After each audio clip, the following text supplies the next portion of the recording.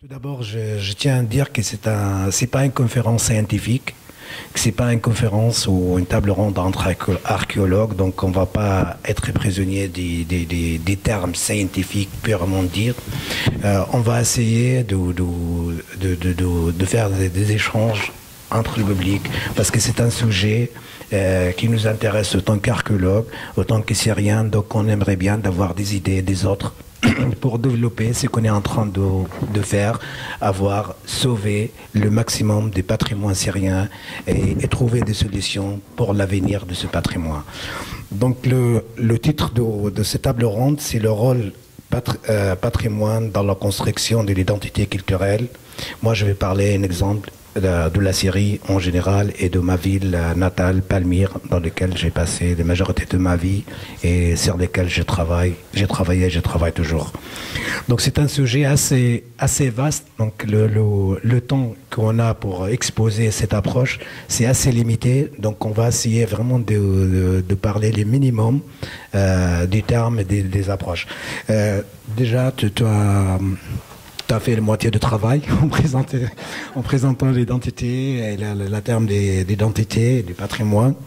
Donc je suis obligé aussi de revenir sur ces termes un peu simplifiés pour que les gens non archéologues, non spécialistes essayent de comprendre l'approche de patrimoine et de la société et le rôle du patrimoine dans la construction de l'identité culturelle. Donc moi je vais parler sur 5 points essentiels assez minimisés. Le premier point, c'est l'introduction sur la définition des identités culturelles, de la patrimoine et de leur intersection. Le deuxième point, c'est la relation entre le peuple et le patrimoine. Troisième point, le patrimoine syrien et la question de l'identité culturelle. Le quatrième, ce sera les effets psychologiques de la destruction du patrimoine, exemple la ville de Palmyre en Syrie. Le cinquième, ce sera comme un résumé qui passe sur une question qui se pose. Est-ce que l'identité culturelle syrienne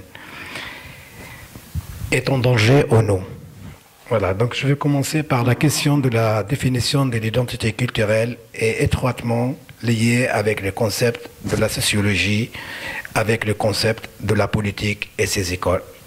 Donc c'est-à-dire toujours, comme il a dit mon collègue, il y a toujours la politique qui intervient quand on parle de l'identité, quel que soit l'objectif qui suit le mot identité.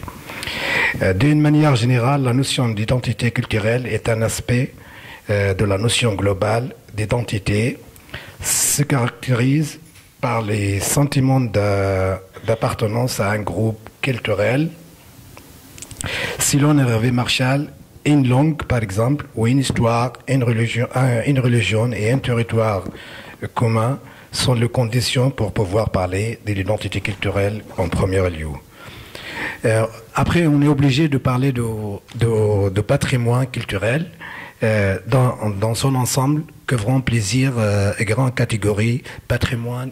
En effet, cet classement a été fait par l'UNESCO, à savoir qu'il y avait des grands débats qui ont commencé à la fin du XVIIIe siècle concernant la définition du patrimoine et ses aspects. Donc l'UNESCO, finalement, il a classifié le patrimoine sur plusieurs catégories, les patrimoines culturels. Et là-dessus, il y a le patrimoine culturel matériel, les patrimoines culturels mobiliers, c'est-à-dire la peinture, la sculpture, la monnaie, l'instrument de musique, armes et manuscrits. Aussi, il y a les patrimoines culturels et immobiliers, c'est les patrimoines qu'on le voit le plus, qui s'intéressent le plus aux touristes ou même aux populations, c'est-à-dire le minimum archéologique, les sites archéologiques et les musées et tout ce qui suit les découvertes archéologiques. Les patrimoines culturels substiques, épreuves de navires réunis et cités enfoncés sur la mer. Le patrimoine culturel immatériel, c'est-à-dire tout ce qui concerne la tradition orale, art et spectacle et rituel. Ça, c'est ce qu'on appelle les mémoires collectives orales d'un peuple ou d'une communauté. Cette définition, comme j'ai dit, c'était faite par l'UNESCO suite à plusieurs discussions qui a duré quand même plus de 3 siècles pour avoir cette définition, oui. 3 siècles, à la fin du XVIIIe siècle, la première approche de l'identité et le patrimoine était apportée à la fin du XVIIIe siècle. Donc après cette définition des termes, l'identité et patrimoine culturel, nous pouvons dire que la relation entre le patrimoine et l'identité culturelle représente la relation d'échange sur la base de certains patrimoines que nous pouvons donner le nom et les caractéristiques de cette identité culturelle. D'autre part, c'est l'identité culturelle qui détermine la forme et la contenu des patrimoines. En fait, le patrimoine est l'ensemble héritier qui supporte les mémoires collectives des communautés dont il raconte l'histoire et encadre la vie de cette population. La question qui se pose ou qu'on va aborder sur le patrimoine syrien et la question d'identité culturelle. La Syrie actuelle comprend un patrimoine classé parmi les patrimoines les plus riches du monde par ses diversités et l'extension continue depuis la préhistoire. De la définition du patrimoine et de sa relation avec la construction d'identité culturelle, nous devons rappeler que la population de la Syrie largement ressemble au patrimoine actuel de la Syrie, à savoir la diversité ethnique et religieuse et sociale. Nous trouvons en Syrie les Arabes, les Kurdes, les Arméniens, les Assyriens, etc., comme l'a rappelé mon collègue tout à l'heure. Et chaque groupe de la population a sa propre langue et identité culturelle. En côté religion aussi, on trouve les musulmans sunnites et chiites, les chrétiens répartis en plusieurs confessions, les yazidis, c'est-à-dire les yazidis, c'est une sorte de religion quelque part qui ne sont pas liées à l'islam, on peut dire qui prient le diable quelque part. Voilà. Les détracteurs de cette religion les ont appelés adorateurs du diable, ce qui n'est pas le cas. C'est pas le cas. Tu vas parler tout à l'heure. Voilà. Et les juifs, bien évidemment. Après cette exposition, est-ce que notre identité culturelle, autant que syrienne, quand on parle des Syriennes, est-ce que notre identité culturelle, comme syrienne, représente l'identité d'une identité sociale ou géographique? C'est la première question. Deuxième question, d'une identité nationale ou d'une identité ethnique ou religieuse? C'est très compliqué à donner des réponses dans la constance de la Syrie et sa position géographique et ethnique, etc., etc. En fait, en Syrie, moi je peux résumer, nous avons toutes ces identités-là, peuvent entrer dans le cadre de l'identité culturelle de cet endroit nommé la Syrie. Cette entité qui a été créée après l'accord de l'Angleterre et de la France qui est appelé Sakis-Bicou, cette détermination de ce qui est appelé la Syrie n'a pas tenu compte de considérations d'intérêts géographiques, ethniques ou autres, sauf bien évidemment, la considération des intérêts de chacun de ces deux pays, c'est-à-dire la France et la Grande-Bretagne. Les pouvoirs en place. On parle des pouvoirs en place depuis qu'on a le nom de la Syrie, parce que la Syrie, il faut rappeler que ça veut dire le pays du Cham, que c'est pas la Syrie qu'on voit actuellement sur les cartes géographiques ou politiques. C'est pas du tout les mêmes choses. Mais en toute façon, les pouvoirs en place sur la Syrie complètement, c'est-à-dire le pays du Cham, qui sont imparés sur la Syrie, qu'ils soient politiques ou militaires ou économiques, ont tenté de reproduire l'identité culturelle par ses politiques et ses symbolismes.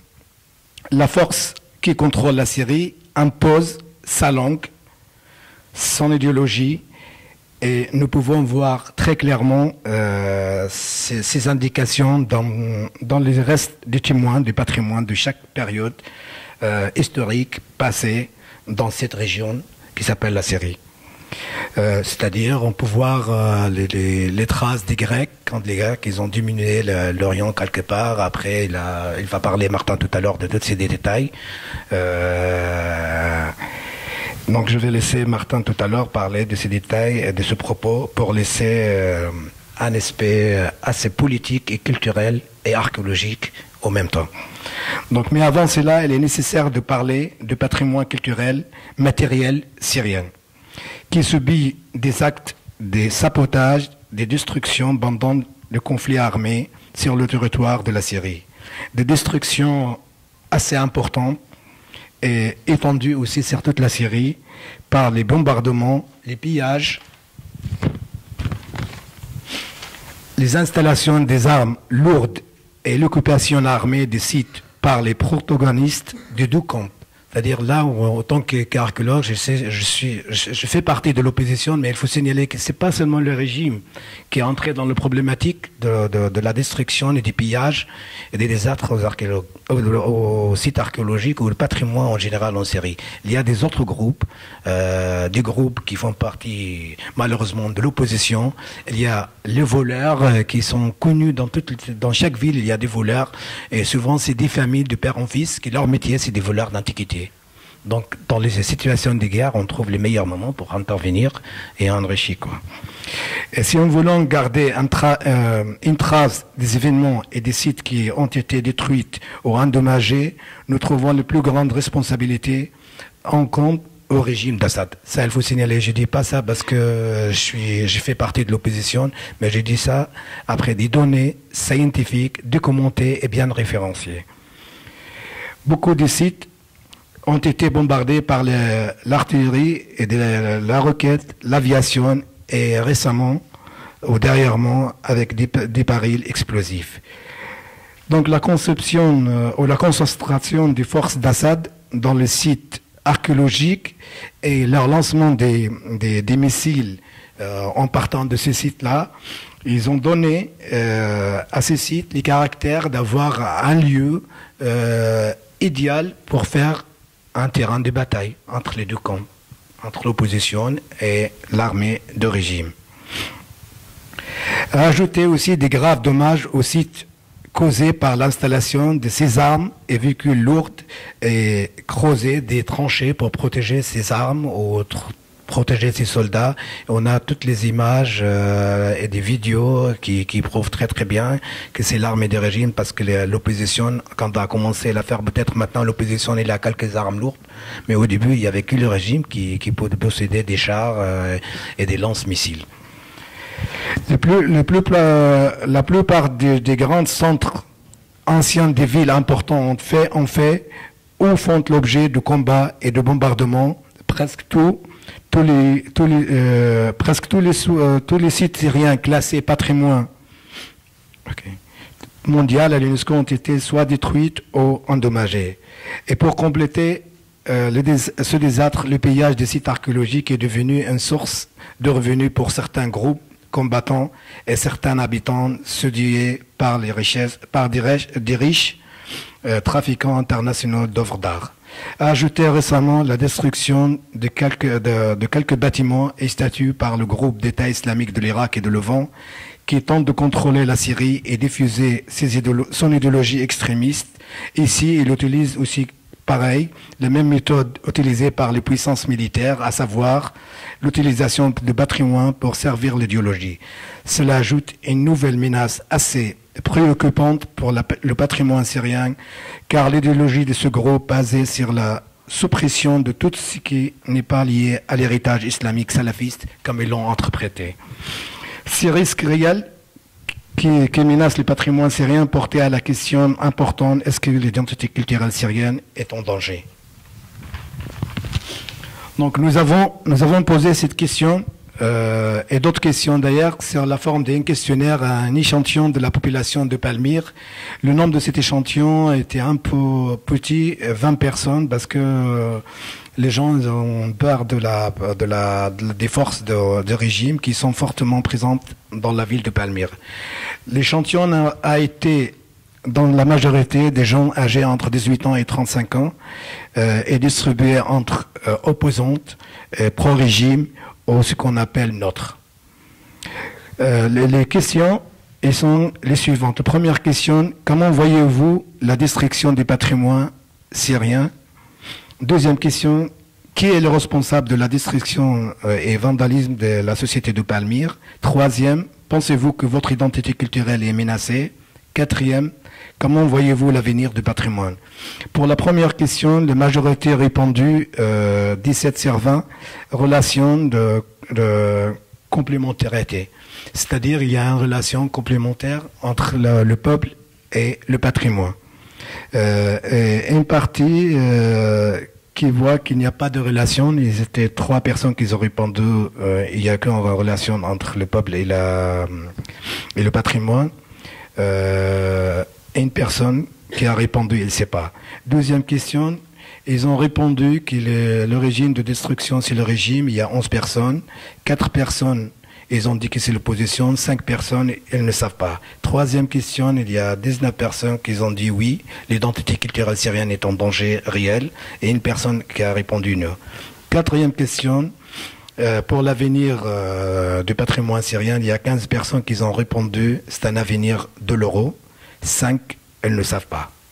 Certes, cet échantillon ne peut pas être représentatif de l'impact psychologique de la destruction du patrimoine chez les habitants de la ville. Mais il donne quand même une indication de l'ampleur de la préoccupation de la disparition de ce patrimoine qui est la base de la présence de ces personnes dans ce lieu. Et si nous revenons dans l'histoire de la ville de Palmyre, nous trouvons les cas d'exposition de la destruction de son patrimoine et la destruction laissant des effets évidents sur la population. Par exemple, dans le Xe siècle de notre ère, un tremblement de terre dévastateur a frappé la ville de Palmyre, détruisant la plupart de ses bâtiments et le paysage archéologique détruit, poussé. Les restes vivants des habitants de Palmyre a quitté le lieu de Palmyre et le résultat, on a une ville sans habitants pendant au moins un siècle. Cet incident est toujours coincé dans la mémoire appartenant au patrimoine oral de la population actuelle de la ville de Palmyre.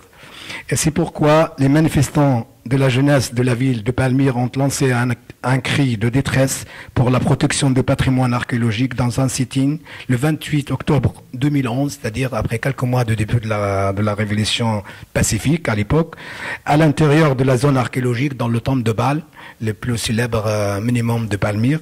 Ils ont lancé un appel à l'UNESCO et aux organismes qui s'occupent des sites archéologiques pour essayer de protéger les patrimoines de Palmyre de possibles sabotages et destructions. Très vite, des femmes et des hommes ont été là pour tenter de sauver les trésors de l'histoire de leur ville, ont surveillé les sites archéologiques et enregistrement de tout mouvement suspect vers l'exploration non légitime par les forces de régime ou les voleurs d'antiquités connus dans la région.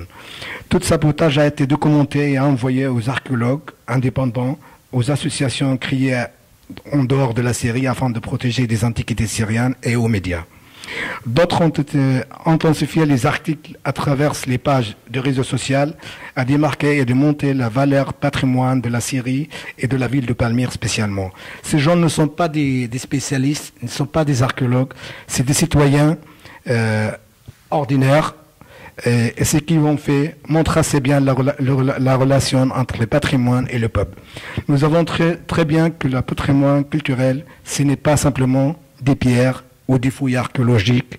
Ce sont l'histoire, les entités qui sont ciblées. C'est la phrase répétée par ces gens-là. Ce rôle joué par les gens qui risquent leur vie et se rendent compte rendu de l'absence de tout intérêt par les autorités à faire cette population locale partie des facteurs de la conservation des patrimoines syriens ou palmyriens. Mais au contraire, ce qui a été fait par les autorités depuis plus de 50 ans, négligence de la ville et mettre la population locale en marche de tout avantage économique de l'investissement de ce patrimoine. Et en même temps, pouvoir voir comment on sacrifie le patrimoine pour des intérêts économiques des gens, de régime, de la famille présidentielle ou de ses approches. On a vu ça très très bien à Palmyre en construisant un hôtel qui s'appelait à l'époque Meridian Hotel sur la source d'Afka. La source d'Afka s'appelle en langue palmyrienne l'origine de la vie. Et c'est vrai, c'était l'origine de la vie à Palmyre, parce que sans ces sources, les Palmyriens ne seront pas là. Donc, en utilisant les dynamites pour renforcer intensifier les constructions d'hôtels, la source était touchée. Donc, il n'y a plus d'eau. Résultat, les arbres les palmiers de Palmyre et les oliviers, ils risquaient de mourir s'il n'y avait pas le roi ou le fils de roi de l'Espagne à l'époque qui a donné de l'argent, à peu près 20 millions d'euros, pour ramener l'eau de l'Euphrate jusqu'à Palmyre pour ces arbres-là. Malgré tout cela, nous trouvons cette merveilleuse attention chez les Palmyriens, c'est-à-dire malgré tout ce qui est vécu à Palmyre. Palmyre, c'est une ville considérée depuis le début de ce qu'on appelait la révolution de Mars, anti-régime. Donc c'est une ville qui a rien. Pourtant, c'est la ville la plus importante qui tient la richesse de la Syrie. Il y a le pétrole, le gaz, le phosphate et le site archéologique qui ramène beaucoup d'argent à l'entreprise économique de ce régime. Malgré tout cela, nous trouvons une merveilleuse attention chez les Palmyriens et chez les habitants d'autres villes d'ailleurs et villages syriennes. Cela donne raison d'être optimiste en ce qui concerne l'avenir de l'identité culturelle de la Syrie, l'identité semblable à son peuple, à savoir la diversité des formes d'unité de contenu. Pour terminer, je finis en une minute. Okay. Pour terminer, je cite ce qu'a dit Albert Nouri, c'est un grand théoricien de l'identité culturelle et patrimoine. Ce qu'il a dit, on a l'identité de sa conscience. On a l'identité de sa conscience et de sa mémoire, faut-il partiellement trombant, ensemble, le plus remarquable dans l'identité culturelle n'est pas sa réalité, mais son efficacité. Merci.